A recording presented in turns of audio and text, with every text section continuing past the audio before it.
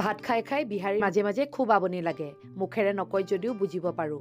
নালাগিবনো কিয়? ৰাজস্থানৰ ঘৰত দিনে ৰাতিয়ে ৰুটিয়ে চুবাই থাকে। মই ৰুটি বনালে জীৱনত নুফুলে। আটাখিনি বহুত টান হয়। সেইকাৰণে পুৰিকে বনাবলৈ লৈছোঁ। বিহাৰী আটাখিনি মাৰি ৰেডি কৰি দিছে। এইটোক চাওক আকৌ, গুলুগুলুৰ যে কিমান উৎপাত আজিকালি।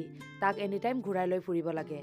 এইফালে মই বুটৰ দালি অকণমান বনাবলৈ গোটেইখিনি যোগাৰ কৰি থৈছোঁ।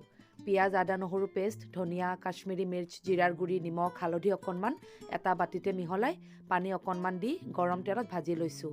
তাৰ পাছতেই আলু আৰু বিলাহীখিনি অকণমান ৰংচোৱাকৈ ভাজি বুটৰ দালিখিনি কুকাৰটোত দি প্ৰায় 10 মিনিটমান ল' ফ্লেমত ভাজিলোঁ।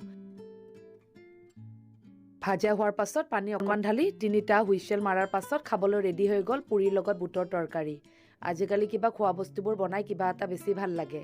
আগতে ভাতৰ বাহিৰে একো খালেই পেট নভৰে মোৰ।